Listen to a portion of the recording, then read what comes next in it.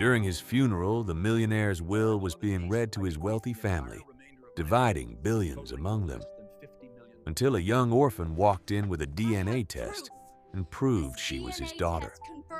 And what she revealed next left everyone speechless. Before we dive into this journey, click the like button if you also believe in justice for the forgotten and that family secrets always come to light. And don't forget, your feedback is very important. So tell us what you thought in the comments at the end of the story. Ready for the story?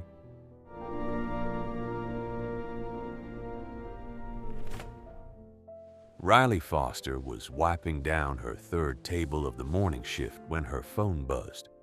The apartment manager. Again. Rent was late. Again. She finished her shift at the diner, walked dogs for 2 hours in the heat, then clocked in for her night janitorial job downtown. 3 jobs, 70 hours a week. Barely enough to cover rent in a studio with a leaking faucet she couldn't afford to fix.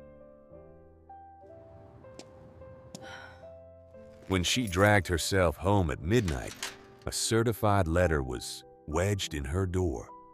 No return address, just her name on expensive cream paper. She tore it open. "I am your father, Marcus Sterling. I'm dying. DNA test enclosed confirms paternity. Come to my funeral. Trust no one else. The truth will emerge." Riley's hands shook. Inside was a sealed lab report. 99.97% probability of paternity. This had to be a scam. She'd been in foster care since birth. 22 years of group homes, temporary families, aging out with nothing. No one had ever claimed her. She grabbed her laptop and searched the name. Marcus Sterling. Tech billionaire. $2.8 billion net worth. Reclusive genius who revolutionized cloud computing. And according to every article, he had no children. 2 days later, her phone buzzed with a news alert. Marcus Sterling, dead at 68. Heart attack. Riley read the obituary 3 times. It listed achievements, charitable donations, and one surviving relative. Nephew Richard Sterling, described as his closest living relative and heir, apparent. No mention of a daughter. No mention of her. Riley stared at the DNA test on her table, then at the obituary, then at her reflection in the cracked bathroom mirror. She was going to that funeral, and she was going to get answers, even if she had to crash it.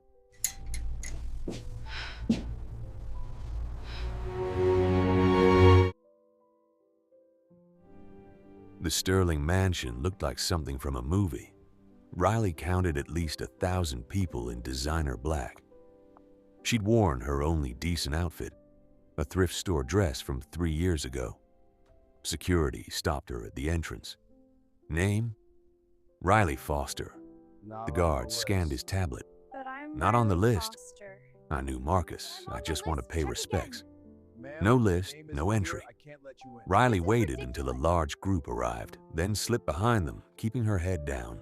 She blended into the crowd.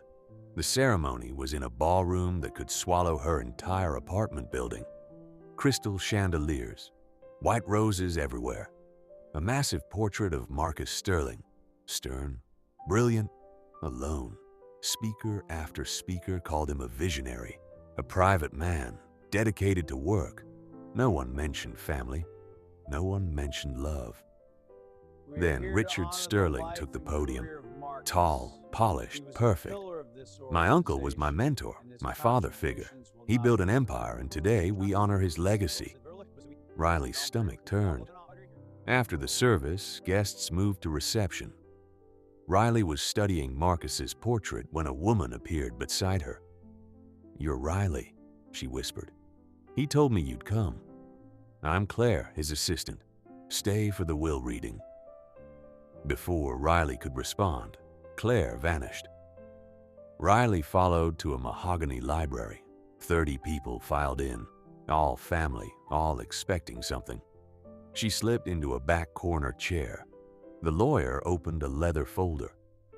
The estate of Marcus Sterling, valued at $2.8 billion. The room leaned forward.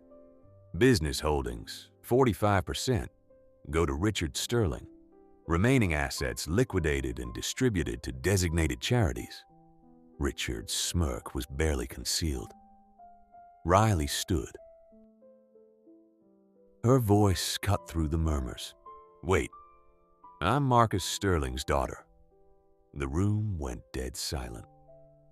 Richard laughed, a sharp, dismissive sound that echoed off the mahogany walls. Marcus had no children. Everyone knows that. Riley reached into her purse with shaking hands. She pulled out the lab report and walked forward, placing it before the lawyer. DNA test, 99.97% probability of paternity. The lawyer's face drained of color. "This appears legitimate." Richard shot to his feet. "This is a scam. She's a con artist." "I have the letter," Riley said, voice steady. "He told me to come." An older woman stood from the front row, elegant, cold, with Richard's sharp features. Victoria Sterling. That Foster trash? Victoria's sneer could cut glass. "Marcus would never." Claire stepped forward. "I typed the letter. Marcus dictated it a week before he died." Richard whirled on her. Then he was senile, delusional. The lawyer held up a hand. "This complicates the will. I'll need to verify." "There's nothing to verify." Richard's face was crimson. "Remove her." Riley stood her ground. "I have a right to know my father." Victoria's voice dripped venom. "You have no rights here. Your mother was a gold-digging nobody who seduced my brother. You're nothing but his one mistake." The room gasped. The lawyer cleared his throat. "We'll need a second DNA test, court approved. Until then, probate is frozen." Richard turned on Riley, voice low and dangerous. "You'll regret this. I'll destroy you." Riley met his gaze without flinching. "I just want the truth." "The truth," Richard hissed, "is that you're nobody. And when this is over, you'll have nothing." The lawyer gathered his documents. "The court will contact all parties. This meeting is adjourned." Riley sat on her apartment floor, still in the thrift store dress, staring at nothing. The confrontation replayed on loop. Victoria's venom. Richard's threats. A knock at the door made her jump. Claire stood in the hallway, holding a cardboard box. "May I come in?" Riley nodded, too numb to speak. Claire set the box on the kitchen table and pulled out a thick folder. "Marcus knew about you from the day you were born." The words hit like a punch. "What?" "Your mother was Emma Foster, a nurse at Presbyterian Hospital. Marcus went for routine checkups. They fell in love." Claire opened the folder, revealing old photographs. A young Marcus, smiling, actually smiling, with a beautiful woman with Riley's eyes. But the Sterling family forbade it. Emma was beneath their status. When she got pregnant, they demanded Marcus deny you publicly or they'd destroy her. Riley's hands shook as she touched the photos. "Emma died during childbirth. The family took you immediately and placed you in foster care. Marcus was devastated, but they threatened legal action if he tried to claim you." Claire pulled out document after document. Bank statements, checks, wire transfers. 22 years. Every foster family that took you in, Marcus paid them extra. Every medical bill, he covered it. Your community college tuition, that anonymous scholarship was him. Riley's vision blurred. "He knew about me this whole time. He watched you grow from the shadows. Every school play, every graduation. He was there, hidden in the back. He kept every report card, every photo he could get. He loved you, Riley. He just couldn't claim you publicly without his family destroying you both." Riley broke. 22 years of loneliness, of feeling unwanted, shattered. She'd never been alone. Not once. The story broke within 24 hours.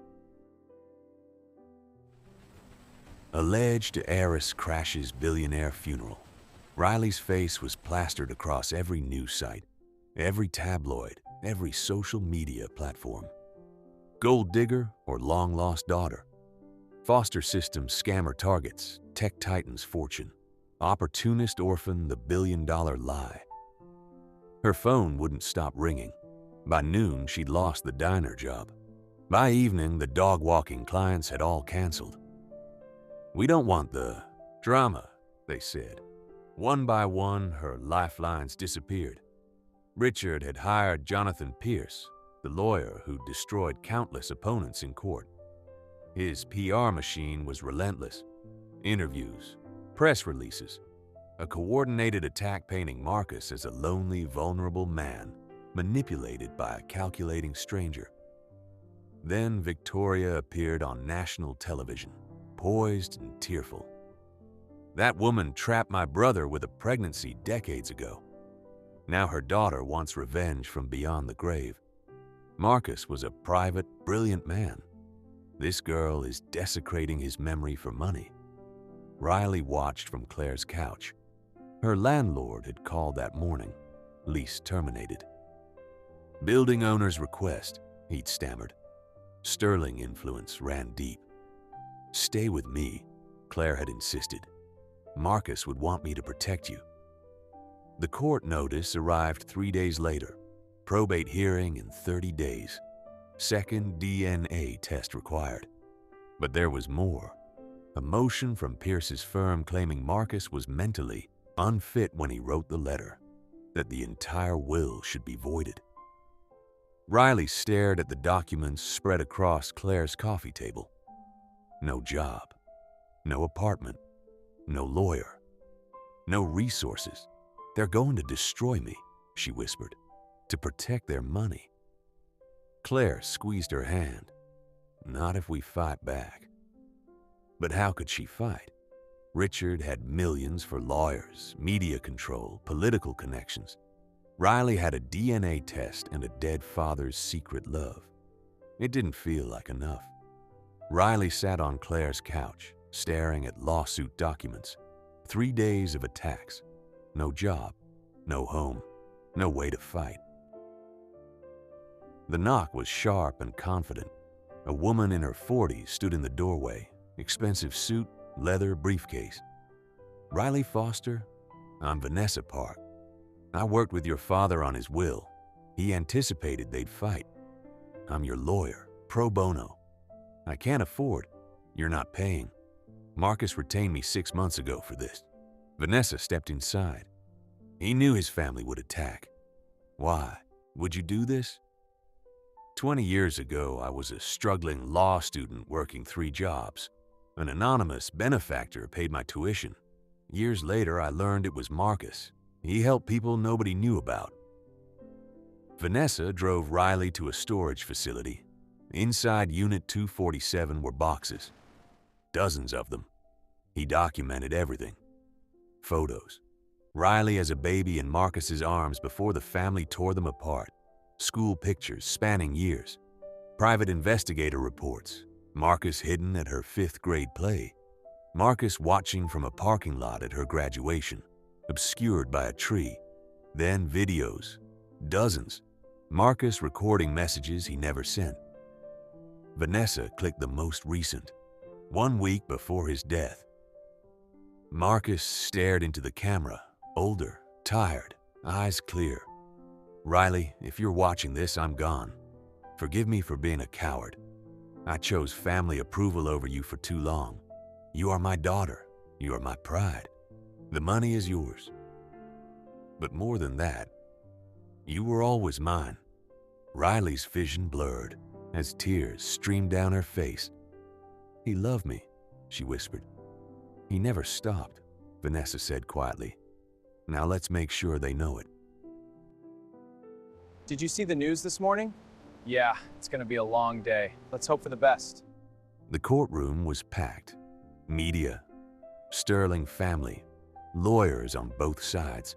Richard sat in the front row, perfectly composed, smirking as if this were already won.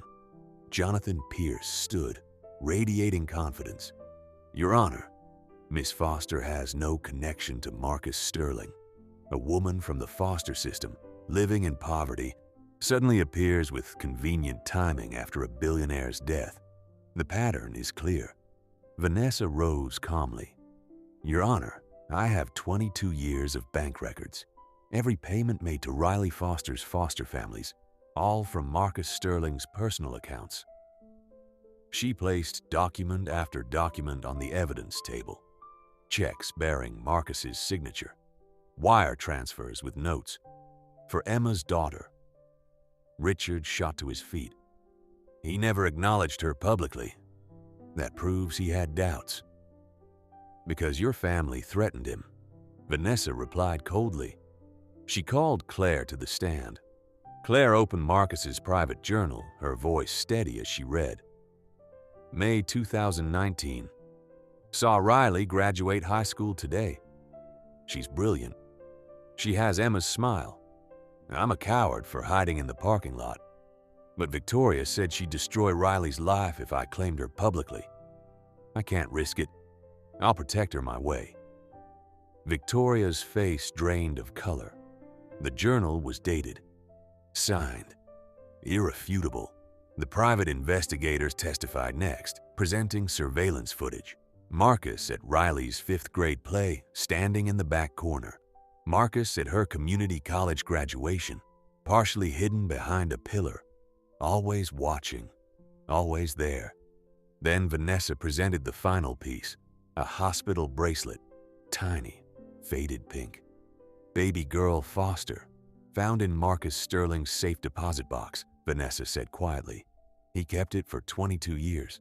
The courtroom fell silent. Riley stared at the bracelet, tears streaming down her face. Her father had treasured her from the very beginning. The judge studied the evidence for what felt like an eternity. The courtroom held its breath. Jonathan Pierce stood. Your Honor, none of this proves Miss Foster is the rightful heir. Marcus Sterling was sentimental about a past mistake. That doesn't make her entitled to his fortune.